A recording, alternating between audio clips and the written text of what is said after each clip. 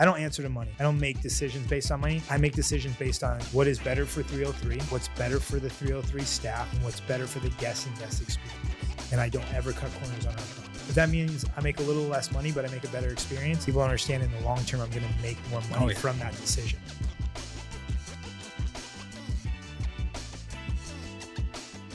What's up, everybody? Welcome to another episode of the Tint Podcast, flying solo today. Today, we had Giuliano Raso from 303 in the Cut. We had a great conversation about business, social media, and everything else. Check it out. No, so my dad started in 83 in California. Pretty much just he saw his buddies tinting a car while he was building cabinets for him. So he's fresh out of high school and I was expecting. My brother was on the way. So he was building some cabinets for his buddies, and then he just saw them like, I don't know if they're messing around or tinting a car, and then realized like they charged $200 to tint that car, and he's like watching. He's like, I can do that.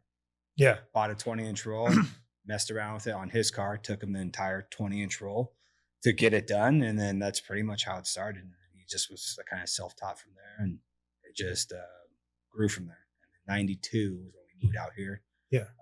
We started off in the bay just behind us.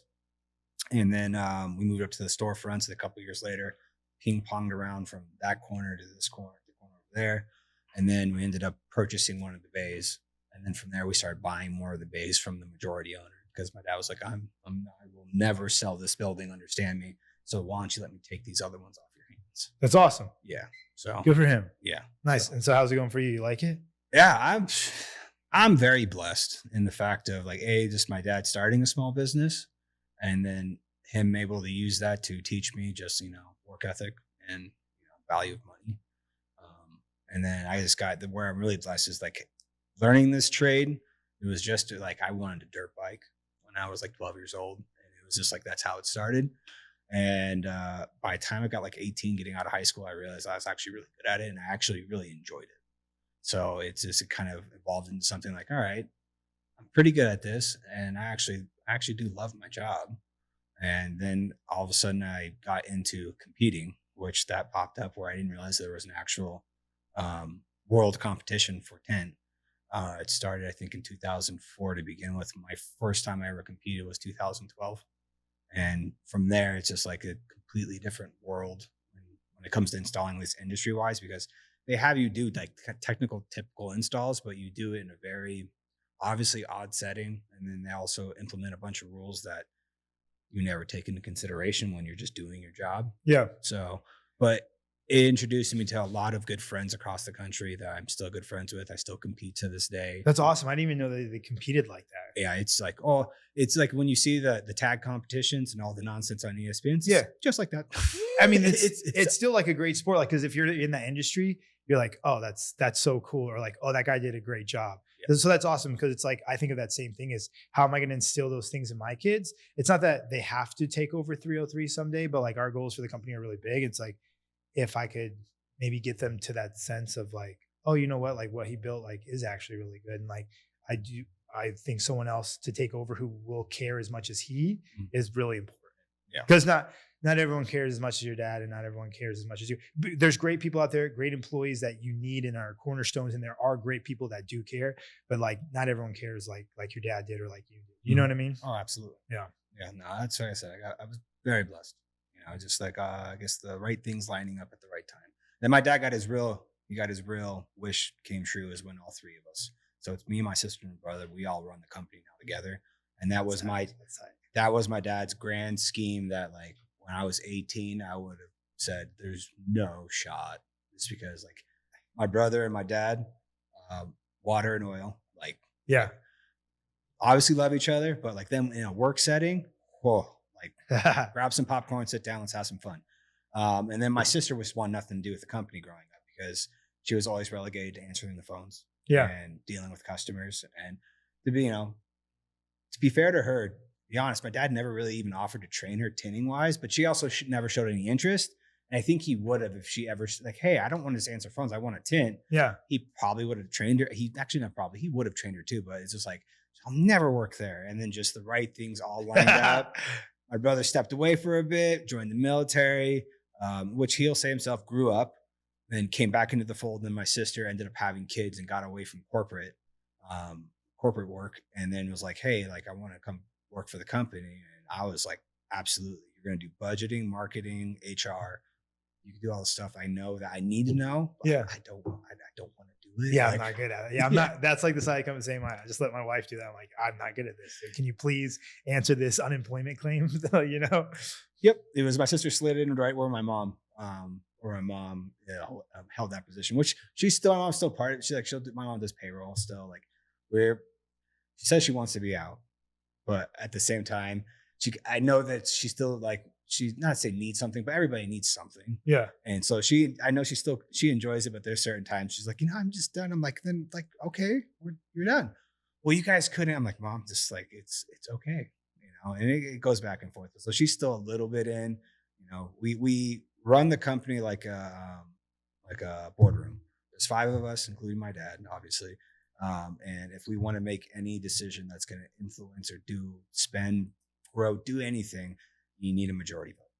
As long as you have 3, it's approved. That's great. And then we get to move forward. And obviously we all need to recognize if it was a bad decision, let's pivot and go back to what we were doing. Yeah. And then recalculate and go from there. So it's 40 years in business or 43, right? That's awesome. Like, that's great to hear. Yeah, it's been fun. How did you get into food? I always worked like front of house. I'm not a chef. I don't have any experience in the kitchen. If you see me in the kitchen, you'll be like, oh yeah, you don't belong here. I did that because I grew up here, moved back to Arizona for a while when I got sober. And, I was trying to figure my life out of like what I was going to do. And I was going to school for like business management. And I was like, hey, I had a history class coming up. I was like, I'll obviously pay the credit, but like, can I just take an intern in class? I mean, an intern in town with a company to like qualify for the credit. And they're like, no, you have to take the history class. And in my head, I was just like, yo, that's bullshit. Like, the fuck do I need a history class to have to do with my major? And so I was like, you know what? I'm just gonna finish my semester out and I'm done. So I finished out the semester, and I was like, I don't know what I'm gonna do, but I'm gonna figure something out. And at one point, I was like, my mom always made this green chili burrito, and like all my friends liked it. Because when I lived in Arizona, whenever I went back to Vegas, and I'm like, hey, we have a place to stay at my parents' house. Do you want to come? Anyone would come. Like, it's not a far drive. They're like, yeah, free Vegas stay. Like, let's go. Everyone loved the burrito. And at one point I was like, dude, I bet I could sell this burrito. I'm like, let's think of something. And as time went on, that idea progressed into a gourmet drive-through, because that's what I wanted as a consumer. When I lived in Arizona, I'd get off late from like bartending weddings or something. Nothing was open. They have Filiberto's out there. It's like Roberto's here in Vegas. You're slim pickings, right? Or they had Whataburger or Taco Bell.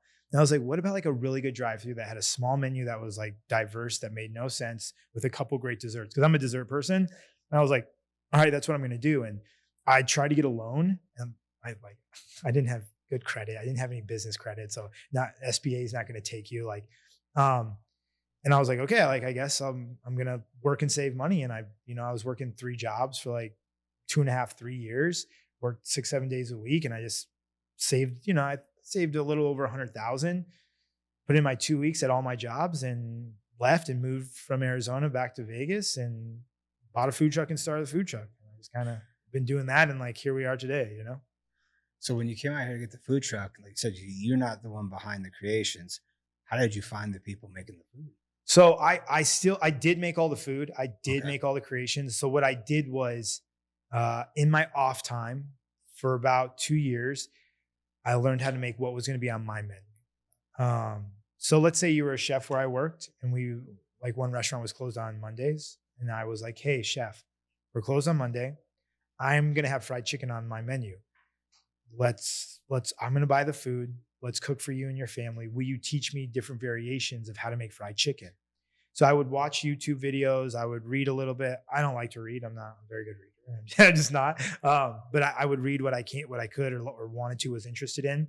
And I just worked on it. And then when COVID happened, it was like the best thing, because I thought I was ready, and COVID put me back like another year. And I realized in that year I learned so much more. So that was like a blessing in disguise. So tiramisu is my mother-in-law's recipe. Cheesecake I got from a good friend that like went to Paris to study to be a pastry chef, and she worked in a Michelin star restaurant. She helped me. Then we changed the crust. We made some changes to it on our own. I can make everything on our menu. And the sauces I made, like all that creation is me. I would just like, let's say the 303 sauce, that's the orange sauce we have. And I would take it, make it, and I would bring it into each of my jobs. Cause I might have a morning job at the warehouse where I was making hand sanitizer. So I'd bring some samples in there. Then I would have a small break in between. And then I would go to my night job and I would bring in more sauce and give it to everyone. We also had cornbread on the menu then. I used to make cornbread like 4 or 5 times a week and feed everyone until we got a certain variation. So I spent a lot of time on our food of how we do it and why we do it. And it's just like progressed and gotten better over the years with like people suggesting things or learning from people who are on a high scale level at different food industries, like, hey, do this. Hey, this is going to make your product better. Hey, this is going to be for longevity, because you got to have consistency across the board. Yeah. And I picked a really, really stupid concept to do. Like tiramisu is so time consuming to make. Our tiramisu is so good. We sell hundreds of tiramisus every day. We have round the clock operation of tiramisu. So we have a 3 a.m., we have a 7 a.m., and we have a 3 p.m. shift. We just have a constant shift all day of making tiramisu. And so like, it's great. We got to figure it out, because someday when we're hopefully in multiple states, like how are we doing tiramisu on this level? Yeah. That's awesome. That's crazy. That's awesome to be able to sit there and devote that much, like knowing what to go after, and then also taking like making your creations and then slowly just putting them out to people, taking that feedback and making those slow tweaks until you got it perfected. Like, dude, I think that's dedication. I got obsessed, I think, in a good way. It was something positive to focus on. And like my life didn't have a lot of purpose. Like I was making great money, but dude, I was working 6-7 days a week. And then I did. I was making great money serving tables and bartending weddings.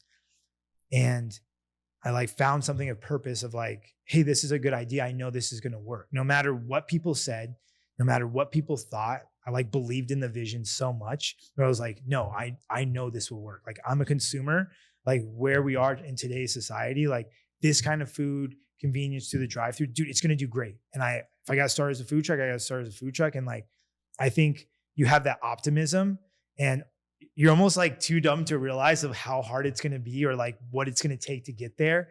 And you just kind of jump off that cliff. And like me, I've just always kind of been so obsessed and like, and driven of like, I want it to be the best. I want everyone to have a good experience. Like I want to have a company that takes care of its employees. Like I truly believe in all these things that I speak out loud, and I just seem crazy to people. And I've just like been consistent and like I've been relentless. And like, when you're relentless at something long enough, it pays off. It like, you'll get lucky at some point. The people who are successful are the ones who just didn't give up, right? Yeah, I 100% agree. But you said get lucky. In my eyes, though, it's kind of funny how everyone that technically gets lucky are the people that are like consistency. The biggest thing you're saying there is consistency. Don't stop. Like you might not have the progress that you think you should have, or someone might say like, I didn't get to here, but like, all right, how much time have you spent doing it? Like you got to keep doing it again and again and again. Like if you failed, okay, get up, do it again. Don't stop doing it. That's what, like, eventually those people get lucky. But what it is just the consistency of and the relentless obsession is what eventually that pays off, because you start learning, and you have to have like I would say the eye for knowing or having the growth within seeing where you made the mistakes and being humble enough to realize like, all right, that was a mistake. Let me tweak this, change this. All right, let's try it again. All right, nope. All right, let me tweak this, change this, try it again. Like that's like, I say for me, obsession, like I'm definitely, I would say the same type of way when it comes to like, I'll get in, my wife will point it out to me too. She's like, when I get obsessed with something, she's like, oh my God. Like it's, for me, I got into running, got into ultra running, like pretty much around son being born and then COVID. Started just trying to run a marathon, and then got to the point of, ultra marathons. And then I got into ultra marathons and just got absolutely obsessed with it. And just I realized that pursuit right there taught me a lot, exactly like what you just said. It's like, hey, I might be slow, it's going to take me time. Like the guy who's finishing this race has been running for 15, 20 years, started when they were 11 years old. They're so far ahead of me. It's ridiculous.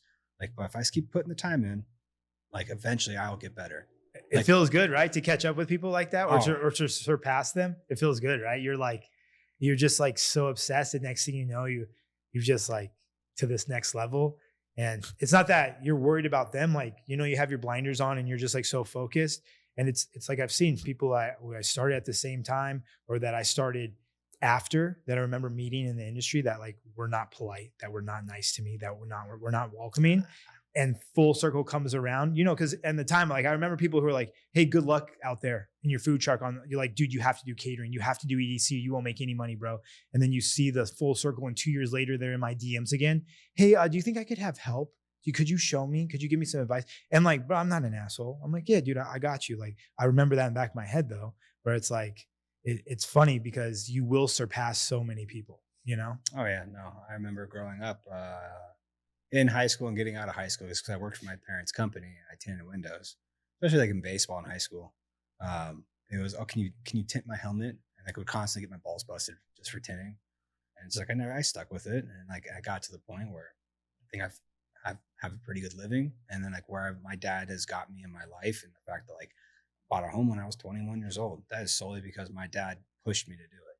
And if I would have listened to him a little bit more, probably wouldn't have wasted so much money on a lot of dumb 100%. Shit. A lot of dumb stuff, but yeah, you know, you live and you learn. Like though, you know, I'd like to think that I'm constantly trying to learn and grow, but you know, but no, yeah, it definitely it doesn't go away. I mean, our industry is kind of the same way. When I first started off, it was very cutthroat. No one talked to anybody. My dad was definitely of the ilk. If we were going after a job, don't talk about it until we were like starting the job or we've done it, because the fear of someone coming stealing it. And I keep that in the back of my head, and it will be with certain people, but for the most part, I'm fairly open. Even when it comes with how we run our business, we're really open. Like it's one of the reasons why we started the podcast was to help educate the end consumer on what you can and can't do when it comes to tinting flat glass windows. No one even really knows you can do it. Like it's always like, if I'd have known about this, I would have done this a while ago. So we started pushing out content for it, and everyone's like, well, do you think that if you do that, what's going to happen is your competition will know what you're doing? I'm like, yeah, I don't care. If we make the end consumer more aware, that pie gets bigger. Like I don't need the whole pie. I just want a piece. And if the pie keeps getting bigger, I don't care what my competition knows what I'm doing. Like I still get calls from my dad every once in a while. Like, do you think you should be saying that on like that video that just got released on Instagram about like our pricing? I'm like, Dad, I don't care. Like I've been saying for the past 2 years what we do, and our competition still doesn't do what we do. They don't follow the process. And to the point we stood up in a educational side, our educational business, to teach auto shops or people that are already in this industry, like, hey, this is the process we use to double the size of our flat glass in 2 years. And like it's done nothing but it keeps growing. Like I want to try to help as many people as I possibly can. I want to give back to an industry that gave me everything, that set my family up. It's taking care of my family right now. It takes care of the families within my business. So like I was on that side of like, I wanted to put you out of business when I was probably in my early 20s. And then I around mid 20s, late 20s, gone through some shit in my life. Had a stint with pills, and like got my head clear, and then realized like I always want to help people grow. Like who cares about, like, if I'm focusing on someone else's business, that means I'm not focusing on my business. And why am I wasting my energy over there? It makes no sense. Like there's a bunch of young, I want to say kids only because they're like 23, 25, and I'm only 36. So like I still consider myself a child too, especially as I've gotten older, realizing that every benchmark you kind of hit, you keep looking back and like, God damn, everything people told me was like 100% true. I don't want to admit it out loud, but damn, you were 100% right. I thought I was so smart at 25. I was a dumbass. Oh my God. I look back in my mid 20s and I'm like, oh, I was such a moron. But like I have the younger people, at least in our industry, it's like, I'm like, people will reach out and like, all of a sudden I'll call them like, damn, I didn't know. Like, yeah, you had a question, I want to answer it. Like if I can help you, that helps our industry. That means that's a better I can't think of the word. I can't say the word. Representation. Thank you. Getting hung up of our industry and what we can offer our consumer, to where if if you don't, I mean, I only know what I know at the time until someone I ended up finding out by either messing up on a job or I found out from a veteran in our industry. If I can help you out and that end consumer has a great time or has a beneficial experience with what we do, and say they move into my state, move into my city, and now they're talking to people around them like, hey man, I got my house tinted, cut my power bill down. Like all that does is it brings us all business.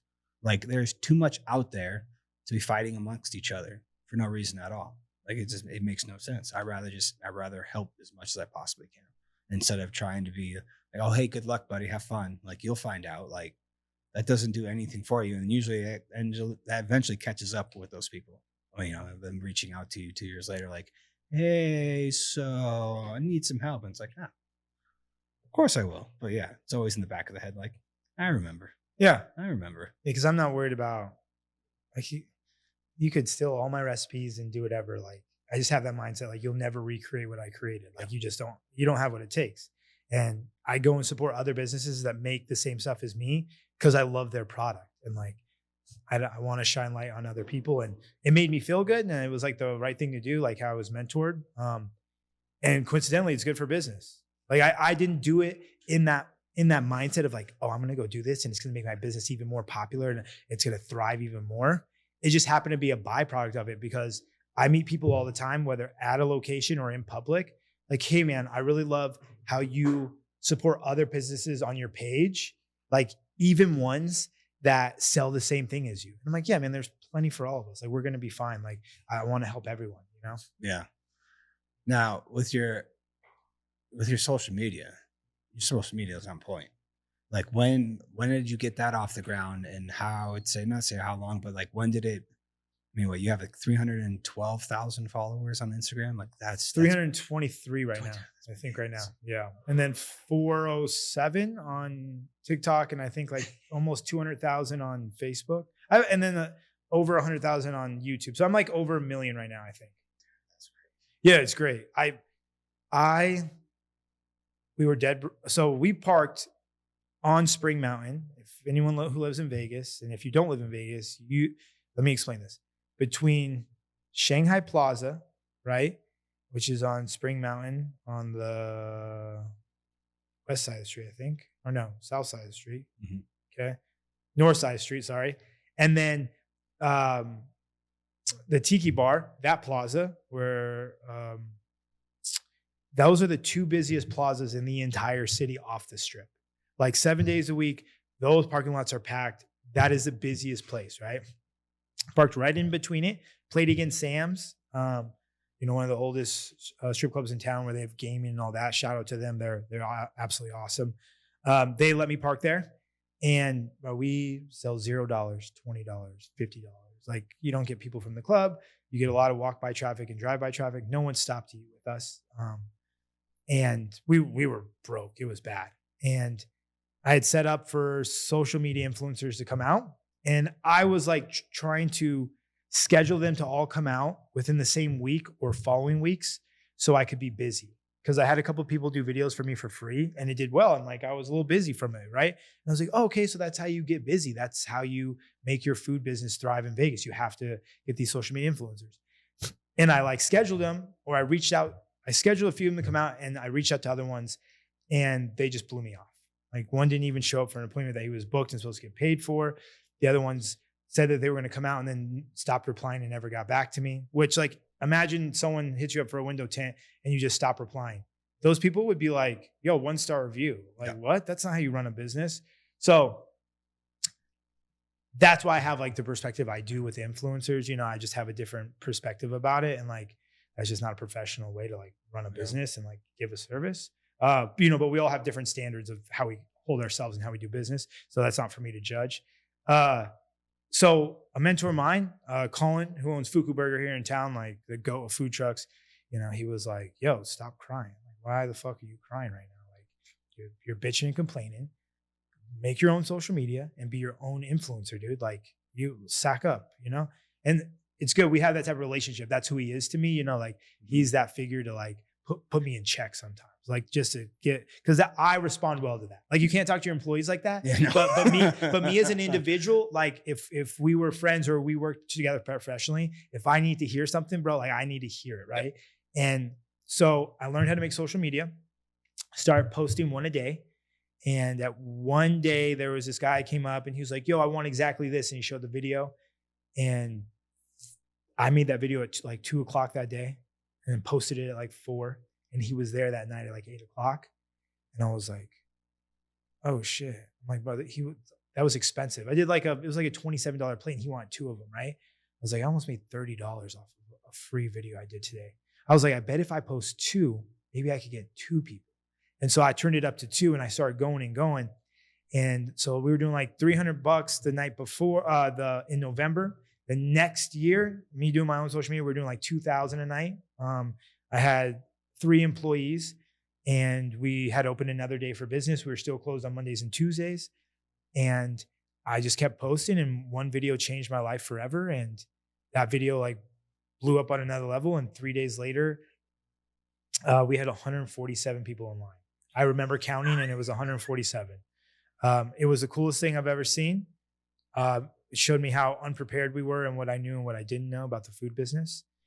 And we shortened our menu like right away because we realized we were fucked. I didn't have a big enough grill. We didn't have a big enough grill to fit 5 Phillies, 3 burritos, and 6 quesadillas. The quesadillas were in this big and our grill's this big. So like we removed some stuff and I just kept posting social media and it's been amazing.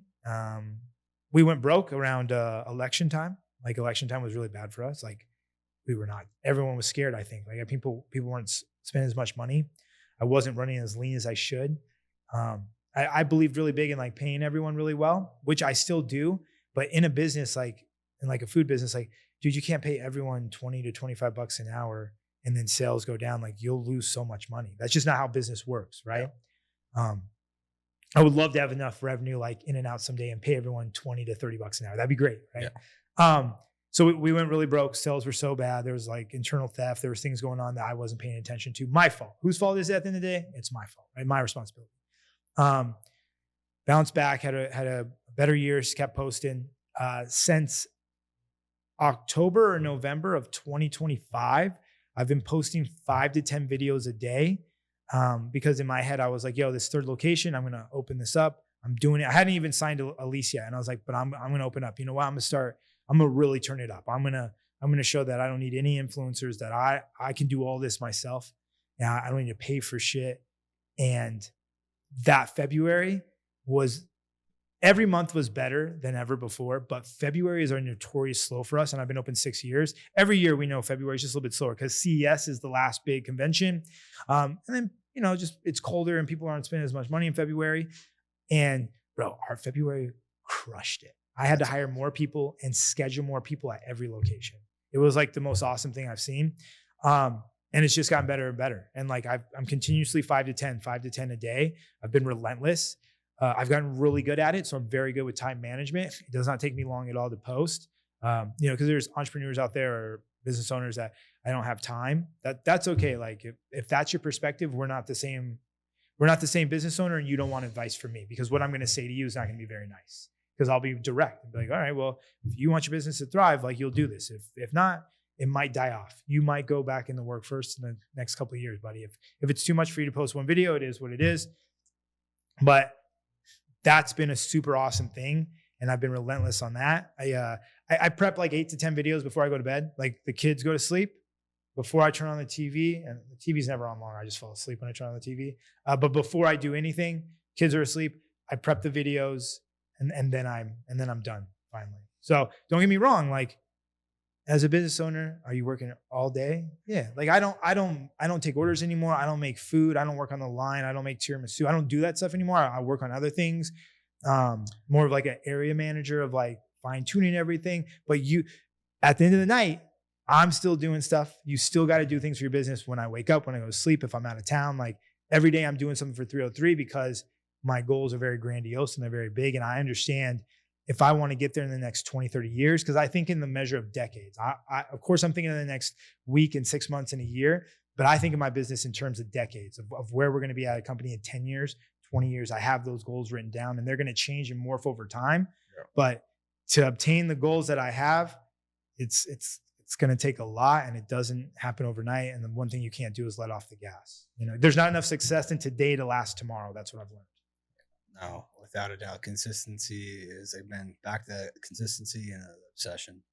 Us starting the podcast, that was literally to get us on the schedule to at least release a clip a day.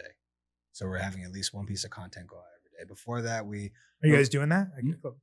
So hell yeah. So 2 years and 3 months into the podcast, right? So as soon as we started the podcast, it's one podcast comes out every single week. And then we originally were sold off of, or my brother had been bugging me for about 2 years prior, or 3 years prior. He'll say 3 years prior, like, when you do podcasts, I'm like, when?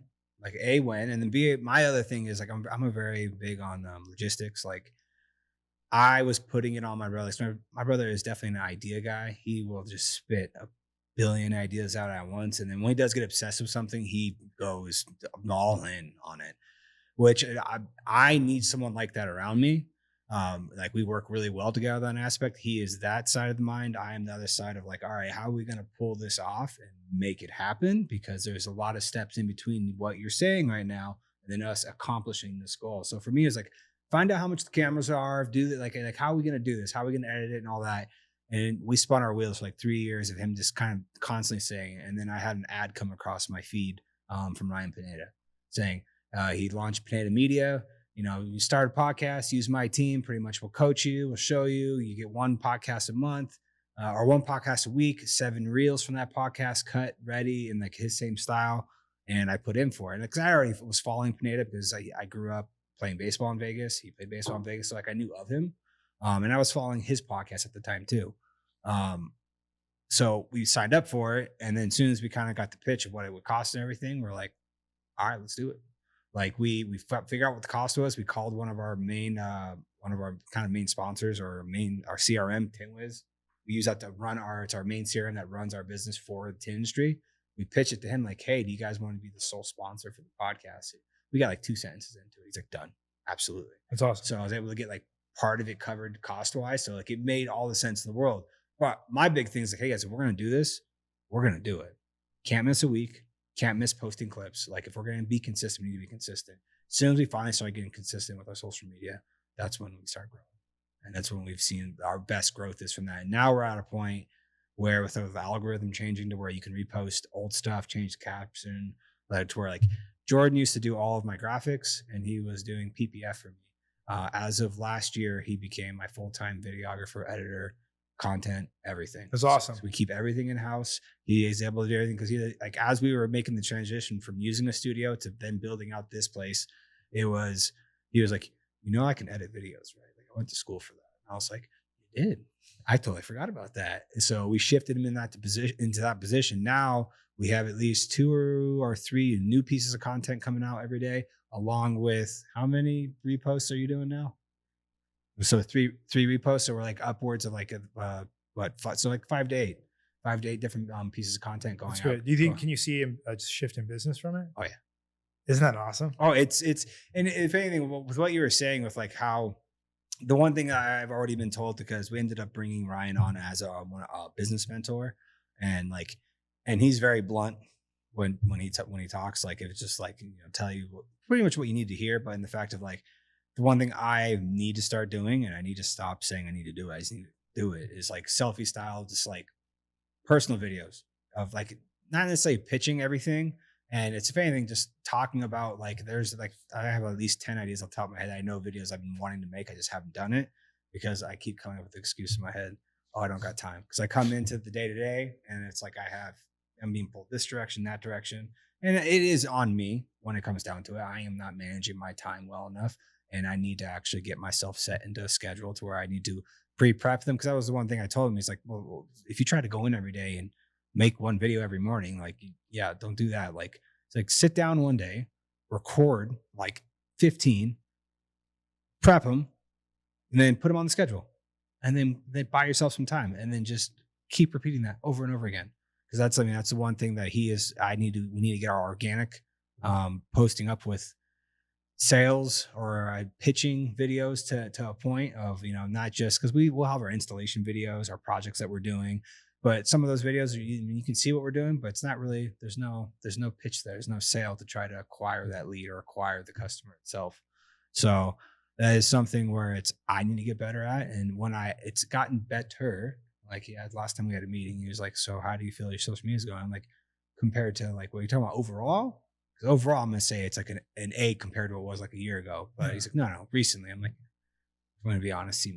He's like, all right, well, I was like, yeah, you don't need to say anything else. I got it. Like, I need to step up. I need to get on top of my game. I need to start pushing more out. Even for the second business, we just opened up Tint Lab, which is the educational side. Same thing. I need to start getting more content out there and pushing it, because organic, there are two trains of thoughts, at least in our industry. People are saying, no, pure organic. And another side goes, no, you need to do paid ads. And it's like, no, you need to do both, at least for us. It's like, you need to find a nice middle ground to where, yes, your organic needs to be there, but with some paid ads right next to it, they help each other out. They feed each other back and forth, so but I need to get more consistent with it. Like, hearing you say that just made me, unfortunately, feel like a piece of shit. No, you're good. You're good. I mean, I can fire underneath me. Like, I appreciate that. Like, I needed to hear that. Like, I can only imagine the logistics that you guys have, anything is challenging. And I guess for me, because I went broke twice, I just like have this like fear, dude. I'm not going to lie. Like I have a fear. I don't want to go back to work for anyone. And I know what happened last time, bro. I thought I was a big bad CEO. I mean, I'm in the 1% of food trucks in the entire country. Like, that's a cool statement to make. Like, there's probably only a couple other food trucks that are making more money than us that park in one spot every day. There's probably a couple in New York, like the Hollow Truck. They're probably doing 9-10 million in revenue a year. But like in this entire country, I'm in the 1%, right? And bro, I just thought I was like hot shit. And like I stopped paying attention to stuff and I stopped doing things as much. Next thing you know, dead broke. I had saved like 60,000 personally, right? And I wasn't going to make payroll. I put 50. I left. I went out. I went to the bare minimum amount that Wells Fargo would let me without a fee every month, right? I took all of that money and I put it back in the business to make payroll. And I said, yo, I need to smarten the fuck up. Like, yo, I need to turn it back up. So I think I just run in fear mode all the time. Like, I like want to build a good nest egg for the company, so we have a little bit of cushion because we are food trucks. We don't know what our summers are going to look like. Like last summer was mild, was awesome, right? The summer before, bro, we had a record for triple digits. Like, that's a rough summer for food truck business. Now we're still popular in Chinatown. That one still does great, but local food truck in Centennial, who wants to go out in 115-degree weather? And then I got 2 staff members who like, bro, I can't put them under that. So you give them the choice sometimes, like, hey, you guys want to close today? It's gnarly. And that's like a hit on me. Like, bro, I need revenue coming in to pay. Like, the bills don't stop. So I think it's all about a good balance. And like, once you see you get to see the ROI, because like when you like book a job and you ask them, oh, that's great. How'd you hear about us? And they're like, oh, I saw this video on Facebook. And in your head, you're like, yo, let's go, dude. Because I know what it took to make that video. And you're like, oh, that's worth it. Everything that you spent in him editing, you're like, that booked one job off of that. Let's get 10 more. It definitely allowed us to enter a different space in our industry to where it's like there's definitely one train of thought to where you can only charge, like, I'd say typically on average right now throughout the country, most shops are charging like $7 to maybe $10 a square foot when it comes to a residential job. When we started putting out the content the way we were putting out and then explaining our process of how we address someone's problem and actually solve it instead of just sell you film to put film on your windows just to get a job. Because that is the end goal. Like, I want to sell you a product, but if it's not going to solve your problem, like, I'm not going to, like, there's no reason to sell you something that's going to kind of solve your problem, because that just looks bad. And then that reflects back onto what we do in our profession, to where people are going to be like, well, it doesn't work. Like, don't take your house. It don't work. As soon as we started putting those videos out, we are around about $18 to $25 a square foot. We're about 2.5 times the cost our competition. And like, we openly talk about it all the time.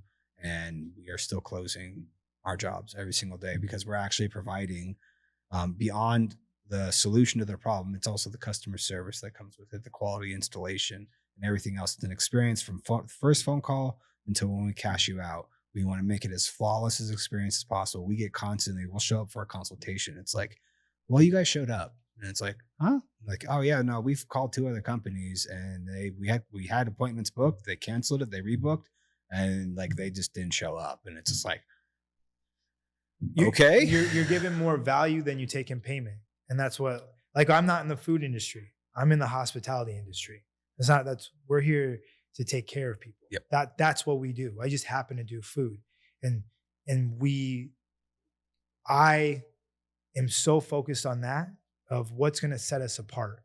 And it's going to be the service. It's going to be the experience you have, because everyone makes great food. There's a lot of great places that make great food, but when we get compared to anywhere else, we're going to be mentioned among the greats. We're going to be mentioned as like, no, it's like a Marriott service, it's like a Ritz-Carlton, like the amount of care that gets taken care of just as a fast casual concept to walk in and you get greeted, and how you get walked through the menu, you get your food brought to you, and you just get checked on once. Yeah, we're fast casual. We don't have waiters, but like, that's what's going to set us apart. And yeah, people say we're overpriced. That's okay. We're not in everyone's price point. Yep. I'm not worried about that. Yep. Like, that's why I make videos making fun of it. But just like you said, the experience from beginning to end, that gives more value than you take in payment. So majority of people love us and think like $16.50 for that cheesecake. That's great. You could put that on any steakhouse plate in the entire city and no one would blink an eye. But because it comes out of a food truck, then it gets questioned. Because it's funny. That's a lot of our 1-star reviews for the food truck is price. Like, that's great. That's awesome. It doesn't have anything to do with that's like the majority, right? There are ones about the food and this, but like majority have to do with price. That's great. Because now that we're in the restaurant, we don't get reviews like that. Because I think people correlate like, oh, they're in a restaurant, these prices make sense. But when you're in a food truck and you charge those prices, they're like, oh, it's highway robbery. Like, little do they know, last year I paid $72,000 in commercial insurance for 2 vehicles. $72,000. Mm-hmm. That's a lot. Then rent on top of where I had to park. So like, people just don't understand they think a food truck is just like, oh, you barely have any overhead. Like, you don't have to pay anything. Why are you charging this?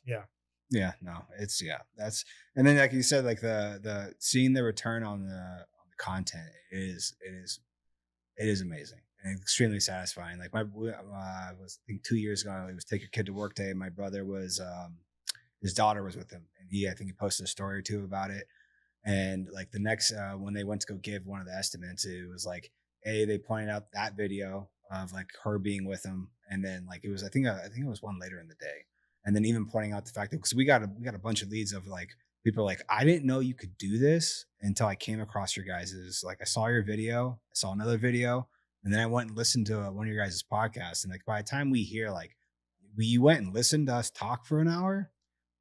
That's crazy, right? It's like, I'm not saying it's a sealed done deal, but like, at least before we even step foot into your house, now we've already built this relationship with you that like, you already feel like you know us, because you've heard us talk about how we run our company, how we sell our jobs, or just talk about film in general, what it can do. It's like, we've already given you an educational background on what we can do, what we can provide for you. And it's like, we haven't even stepped foot in your house yet. So it's like one of those things. It's like, wow, this is ridiculous. Cause that was one thing Ryan taught us. Or like, I mean, he literally got us in that program with like, and as we got brought through the program, like I looked at him like, oh, he's literally just showing us exactly how he got us as a customer. Like, it makes all the sense in the world. Short form over and over and over again. And then eventually that leads into a little bit longer. And then all of a sudden, because it's like, I saw his video like a handful of times. And I finally was like, all right, screw it. I filled it out, showed my brother. He's like, yeah, I sent my sister's information in because she's the one who handles all that stuff.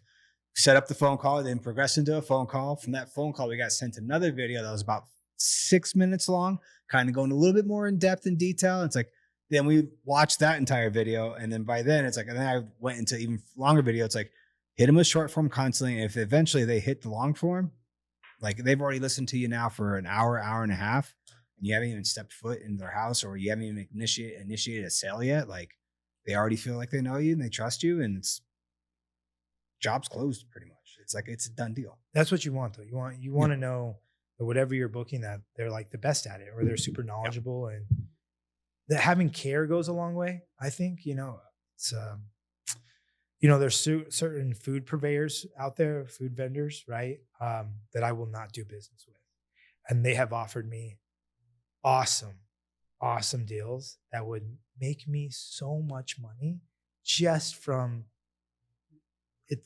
That, like, we go through so much, like we're a big customer, right? Like, we may not be the biggest in town, but people want us. Yeah. And I just won't do business with some of them, even though it'll save me thousands and thousands of dollars. And when I say, dude, I'm talking a lot, right? I don't like the way they do business. Yeah. I don't like their customer service. I don't think they truly care. So I'm not going to take that as a price just to keep extra money in my pocket. I feel like people will tell me that's a stupid thing, but also those people don't move on their own like moral values and stance. Cause I won't make decisions like that. I don't make money. I don't answer to money. I don't make decisions based on money. I make decisions based on what is better for 303, what's better for the 303 staff, and what's better for the guests and guest experience. And I don't ever cut corners on our product. Though that's what I rely on. If that means I make a little less money, but I make a better experience, people understand in the long term, I'm going to make more money from that decision. Oh yeah, absolutely. Without a doubt. That's your reputation. I couldn't agree more with that. Like that's one of the, when we're training someone to be an installer, it's like, if it doesn't, like if you see something in that window, like I don't want you, like don't try to get away with it. Like when you're learning how to do this trait, you're going to scrap film. I'm not going to beat you up about it. I'm not going to charge you for it. Like it is what it is. You know how much film I've wasted over the years? Probably a lot, dude. Yeah. It's like I had the grace of like, no matter what, like I can try to play it off, but I know for certain, like I was the owner's son. Like I had more grace than anyone else that ever worked for us because I'm his son. Like that's just, unfortunately, it's a natural thing that's going to happen. It is what it is. But I would say, I don't think I ever took advantage of it, but I do recognize it. But I took a little bit more risks here and there to try to test certain things out. Even like when it comes to like tinting cars, like whenever it comes to like taking a vehicle apart, popping some apart, it'd always be like, hey, if you're not comfortable, I'll do it. Cause like, I know what that small, like if I can get this little piece to pop out, which they naturally, most of the things I'm taking apart do come apart, but just how things are built, sometimes it breaks. It's like, just let me do it. Cause I know if I just do it for them real quick, it's going to make their installation that much easier. It's going to go in that much better. And it's like, I'm fine with taking that risk. And when taking those risks, let me learn a lot. Yeah, I've broken some stuff, but every time we break something, it gets replaced. Yeah. Like no matter what. And that's like one thing, like if we break, if anything happens in my auto side, in the flat glass side too, but the auto side, it's more like if we were to break a window or something like that, say, or scratch a back window or anything like that, by the time I've called my customer to kind of let them know, like, hey, so I don't really know what's going on, I'm telling them, what happened, but also that is followed up with, I've already ordered the glass. It's going to be here on this day. They can come to you. I can come get the vehicle from you. I can do all this stuff and I can make it right for you. And people love that. Yep. You just got to take accountability. Yep. That's it. Yep. Because at the end of the day, like when something happens with us that they're unhappy about, it's my fault. Just so we're clear, like I take responsibility. Yeah, I might need to show training a different way, but that employee might have dropped the ball on something or might have not did the right thing. At the end of the day, I own the company. That is my responsibility. And I'm never here to point fingers. I'm here to take accountability and learn and grow from it. And I think people respect that and like that because it's like all our 1-star reviews, like I leave my direct number. Everyone tells me it's the dumbest thing. I should never do it. My mentor, Colin from Fukuburger, said that's exactly why you should do it because no one does it. Yep. And so people call me. And you know how many people I've gotten to come back and now are lifetime 303 guests? Great. What I have to do? Take a text at 10:30 at night. I was already awake at 10:30. Who cares, dude? You know what I mean? Like a quick thing, like, dude, the beans were hard. I'm so sorry. We must have not cooked the beans long enough today. Unexcusable. Come back. This is my direct number. Go have dinner on me. I'm going to set up dinner and dessert for you and your wife. And the whole thing's on me. And they're like, oh, really? I'm like, yeah. They're like, oh, that means a lot. And so that kind of care. So yeah, if someone broke something and you just call me and you're like, hey, we broke this, it'll be fixed on Tuesday. I already ordered this. I'm like, okay, thanks. Bye. Like, it doesn't become an issue, but that's an integrity thing that some people don't have. Oh yeah, no. If anyone in either department tries to skate by with something without mentioning it to me, it's at a point of almost fireable offense. For sure. Like it's like, I'm not worried about if you broke something, it is what it is. Like, dude, it happens. But if you try to get something past a customer, that's where I have a problem because what that's going to cost me in the long run is I can't even necessarily put a value on it. It could cost me an obscene amount of money because all it takes is that one time where they're like, nope, they were dishonest and they did this and that's just going to spread. Yeah. And it's like a sore. It's just going to fester. And it's like, I would rather just eat the money on getting that fixed for them. Like we fried an electronic component in a Nissan GTR. And it was because one of the steps that we were supposed to do, got skipped on the second go around of trying to get something out of the tint, and they put a little too much water in there. And like, I just called the guy and let him know, like, hey man, it's going to get taken care of no matter what. Go to the dealership. Let me know what it's going to cost. And like, I'll give my credit card over the phone. Thank God his car still started. Just the remote, like the push button didn't start. So he was able to use his key still, thankfully. So I didn't have to get. That's a big one. That's a big surge. That's a stress. But that's like a learning moment too. And you take it in stride, and it's just like that. We get people in the food business that are for sure scammers that are just trying to get good food, right? And my staff cares. My staff is so mad about it sometimes. Like on the phone, they're like, do not give this fucking person a thing. What are you talking about? And part of me, I'm like, bro, give them the burrito so they shut the fuck up and they go away. I'm like, if we're doing something where they're trying to get free food from us, we're doing something right. Yeah. That means our food's good. Like, we'll remember that person. We're going to note their number in our system, and they'll never get a single free thing from us again. But like, give them the burrito. Tell them to shut up, go away. You know what I mean? Because it's just that sometimes you got to do the things and take the things on the chin.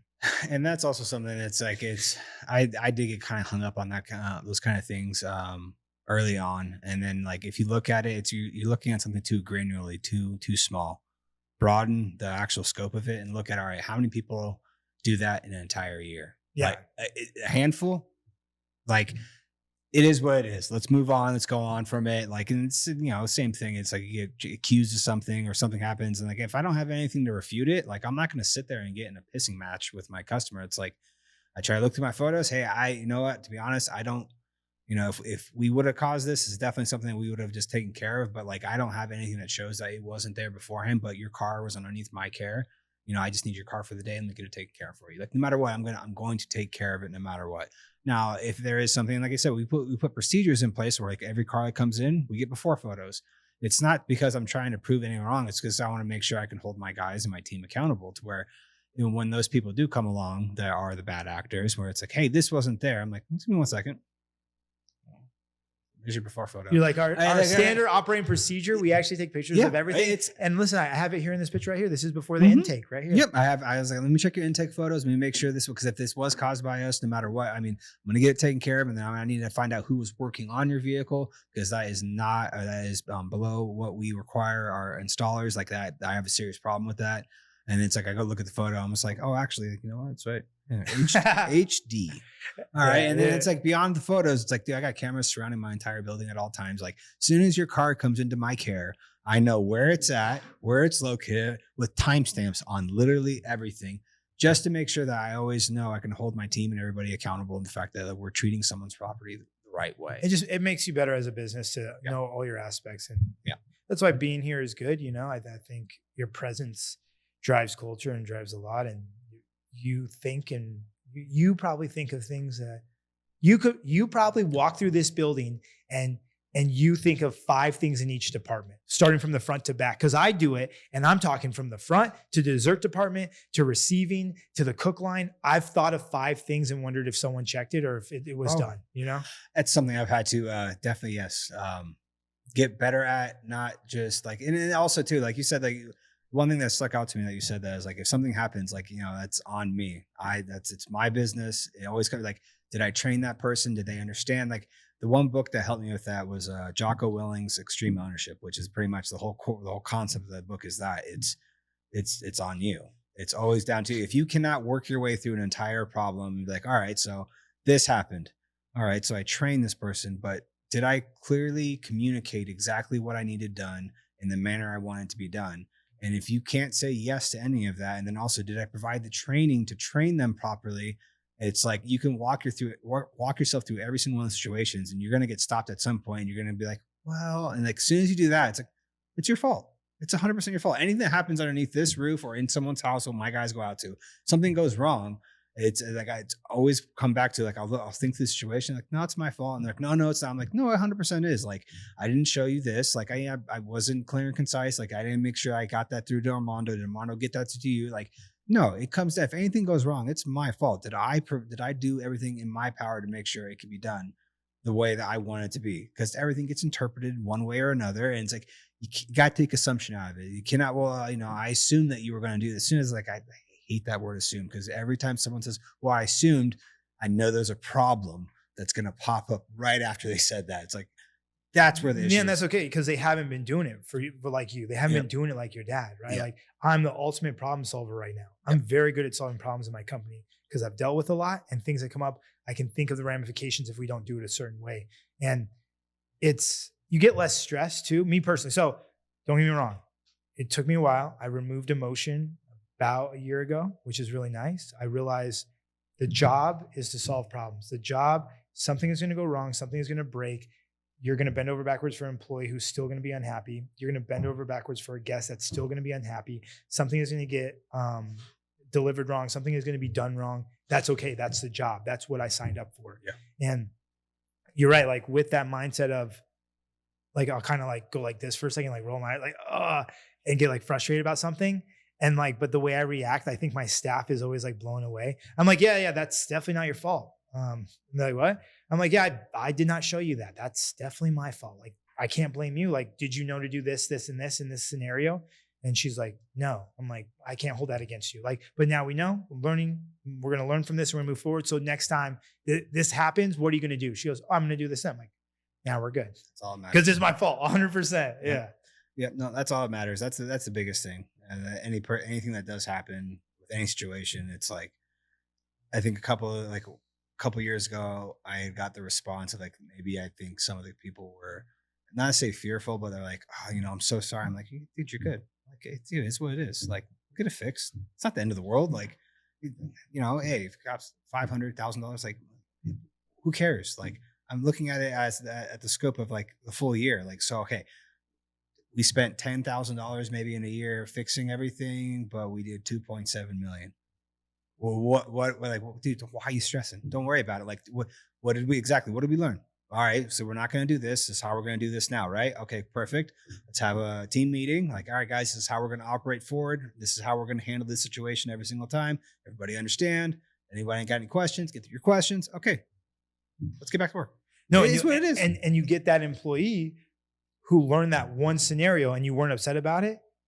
And they're vocal in looking out for that next problem. Yep. Like I have one dessert girl that's been with me for a very long time. Shout out to Brandy. She's absolutely amazing. She's like, she's the backbone of our dessert department. Right. And something will go wrong. And bro, we've made huge mistakes and like where she's had to come in and work extra hours to help fix a problem. And she's so on top of stuff that like something's getting delivered or something. Hey, did you check blah, blah? Hey guys, did you, and I'm not even around because she knows the things that can happen from that. And then it helps the other staff. You know what I mean? Because something happened one time and we messed up like 42 cheesecakes. They turned out grainy and gritty. And we think something happened with the producer. And I met with the mascarpone rep and this and that. They think it was something of that. And dude, it made our week horrible because she had to come in and make so much. Bro, that's a lot of cheesecake. We get 14 sandwiches out of each cheesecake. So do 14 times 42. So we had to catch up that because we make so many cheesecakes every single day and we go through so many every day. It was a nightmare, but we all learned very good. And every single package is inspected a certain way with that product. Yep. So. Yep. No, it's definitely, I mean, that's one thing I've had to get much better in the fact of like when my pops stepped away, when he got pulled away from the company, it's one of those things where it's like, I was trying to obviously help as many people as I possibly can. I was managing way too much. I was trying to give a helping hand to everyone in the company. And it was like 10 plus people. And it's like, you can't manage that many people at once. You get pulled thin and it just drains you. And finally it's gotten to the point where we scaled and where we've grown to now. Like I have my auto manager, I have my flat manager. And then like I'm technically at the moment the head of the sales department, and that is something that we're looking to within, if everything goes the way we anticipate it to go, is within the next year or so bringing in an actual sales manager to where it's like the managers report to me. And it's not because I don't want to have a helping hand in what you guys are doing, but like what you're saying, like you're managing areas, like I'm managing the overall company. Like I need to make sure that my biggest things are I need to be focusing on content and lead generation. I need to supply the leads to the sales team. Sales team needs to do their job, and you guys need to supply the sales team and execute the sales they make. And then if everyone does their job together, we're good. Yeah. So, but now it's like my flat and auto manager, they both are at a point like the beginning of this year. It was just like everything runs through you guys. Like if anyone from your department comes to me and asks me a question, I'm not going to be a dick about it, but I'm just going to ask them, you talk to Brendan? Did you talk to Armando? No. Probably go talk to them. Like, it's like, I don't know. Like, I'm not in your guys' day to day. I don't know. Yeah. You need to go talk to them. And if it's an issue that goes beyond them, they're going to come to me, and they run it I want them to run it like it's their company. And then the hard part is like letting go of, not say of control, but to a point of like, when you said like walking and seeing the 5 different things in your department, no, 100%. Like I'll walk through certain areas. I'll walk through the audit department, flat glass. I'll look in one of their vans and like, dude, my fucking skin's crawling. Something that isn't put away. Like it's like, that's something not done. It's just the simplest thing in the world, where it's just like, I would go to like say something to the guys instead of going to the manager. Yeah. And now I've gotten to the point where it's like, nope, mouth shut, move on with the day, pull the manager out to the side later in the day and say, hey, guys are doing great. And the majority of the time, it always starts with, dude, you guys are crushing it. We're getting things done, but these are the issues I'm seeing. I need you to take care of these issues for me. So it's not coming from me, it's coming from them. Because as soon as it comes from me, now the guys below them don't look at them as the manager.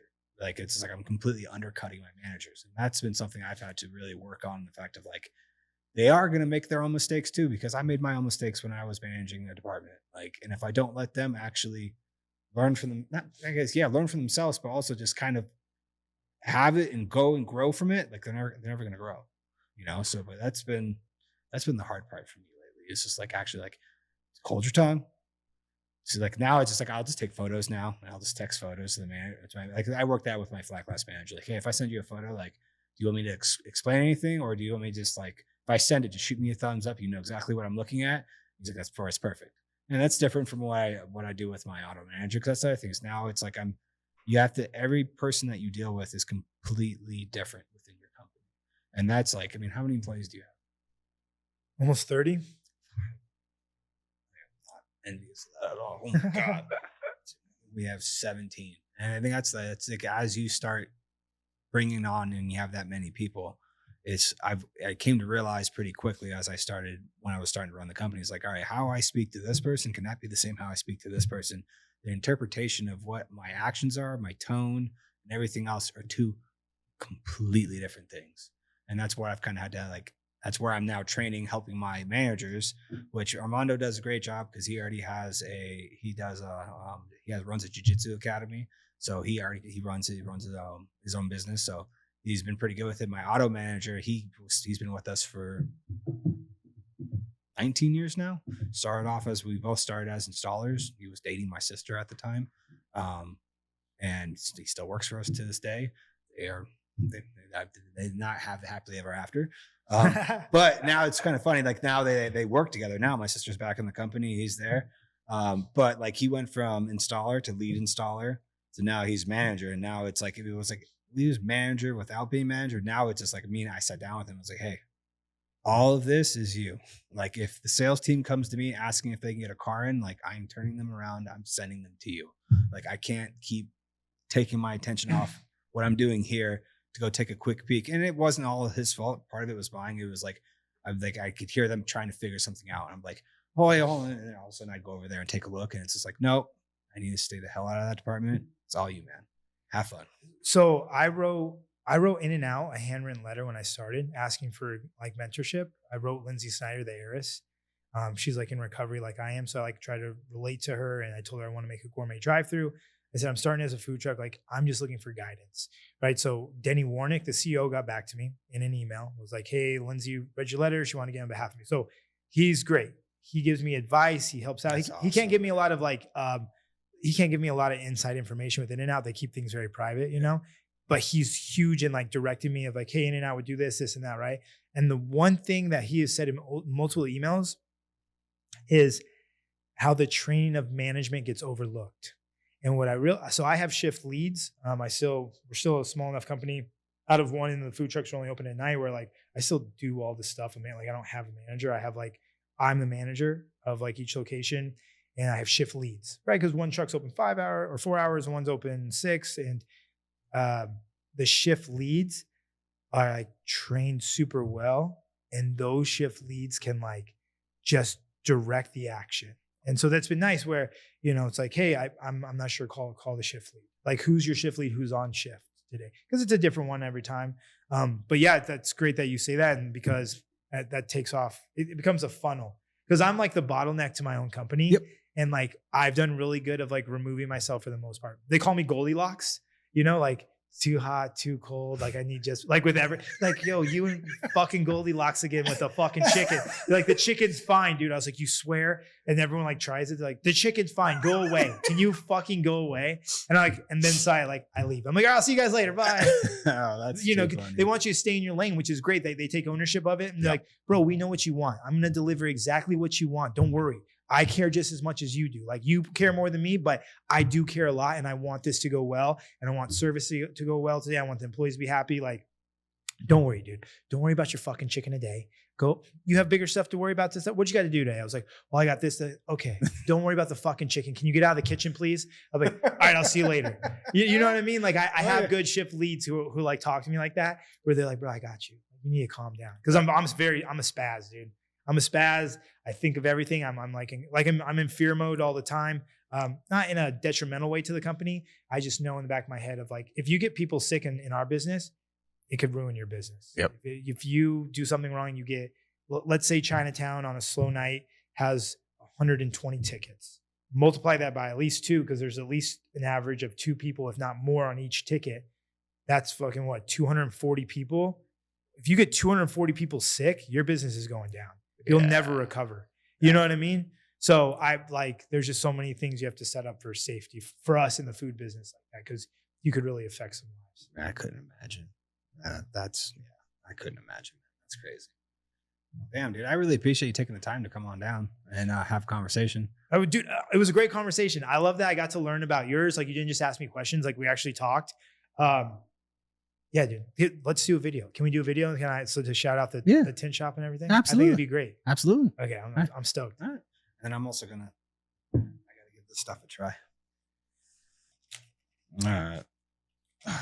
No, I got the text yesterday. You better make sure you run. I'm going by the store to get some, and you guys are eating this. And I was like, I want to. Yeah. The churros might not be as good the next day. Just a heads up. Not bad, though.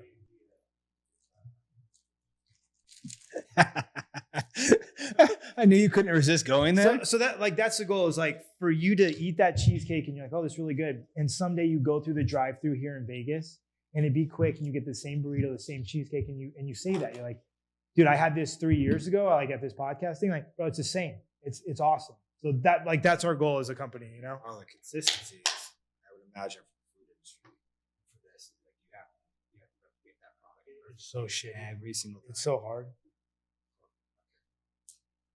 Well, I'm gonna eat off this side. You're just gonna eat off the other side. This is tiramisu. Yeah. This is what I've been looking forward to. And I actually plan out like this is actually gonna go home with me. I'm gonna take it home to my wife. My wife is pretty much almost full blown Italian. Oh, the restaurant? Okay, nice, dude. Yeah, it's been a journey. It's pretty good. And when you get referenced as the best, you get a lot of people who are the opposite, because food is subjective. Like, oh yeah, it is what it is. And like, so I've done really good at criticism as well. Because what do I do? Be sensitive that someone doesn't like the tiramisu. Like, okay, dude, you don't like the tiramisu. It is what it is. Hey, those people have issues. Yeah. Like seriously, holy hell. All right, I got. Yeah. That's why I make all those videos that are like $100 tiramisu, overrated, overpriced. Like, that is ridiculous. do I get to sign this desk? Mm-hmm. That's dope. Actually, I gotta get a pen. Holy shit! Oh, I love you. Have other Tint people on here? Mm-hmm. We have a little local shops that come on. That's awesome. Mm-hmm. Yeah, I see some money. Slang and Tacos came by. Just sign in, put 303. Wherever you want. Definitely have to try this. Like, I'm not saying like, oh, it's not like this. I can only imagine. I'm assuming this comes out hot. But yeah, holy shit! Yeah. Oh yeah, it is actually really good. So the only things that come out of the freezer are the fries, the Philly meat, and the churros. So the churros really good. our goal as we get bigger and bigger is to shave our own meat, like shave our own ribeye, and then also make our own bread. So in our industry, the more you control, you don't have to raise prices. You just save money. You know? That's cutty cream. That's for the churro. It's like a mascarpone base. It's orange zest and cinnamon. Yeah. Shit. Now I have to have another piece. I'm gonna have to go run when I get home from work today. We're good. Score.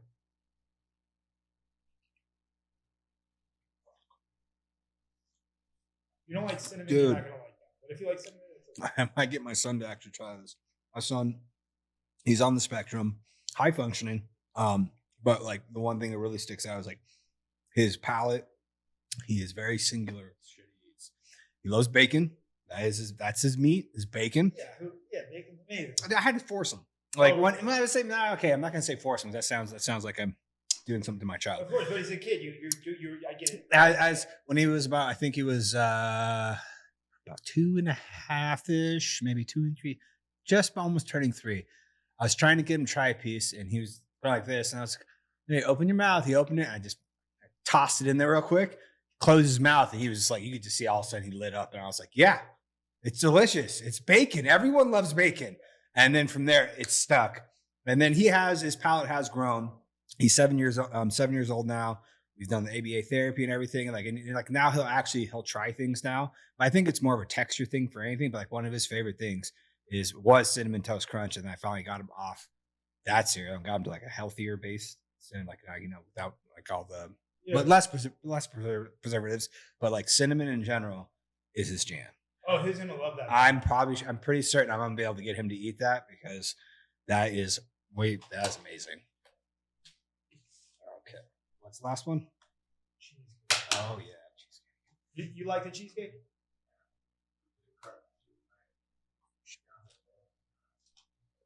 Crust, I think is good. I can get some of everything. Yeah, try whatever for you.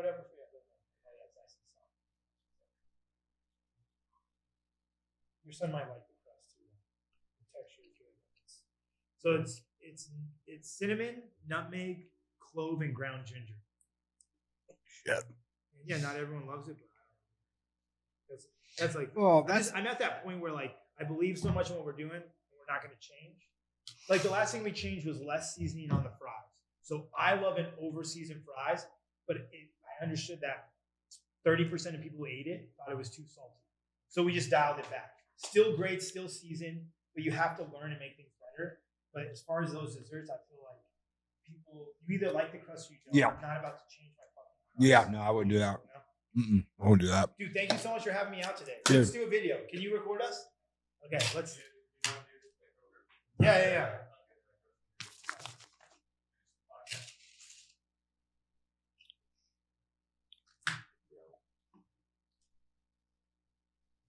Josh ain't getting any of this. Josh ain't have to drive and get himself. I'm taking all this shit home. That's his problem. That's what he gets for not going. Let me give you this. Yeah, if you could. Is that okay? Okay. I think you're gonna do really well of like I'm just gonna be like, hey Las Vegas.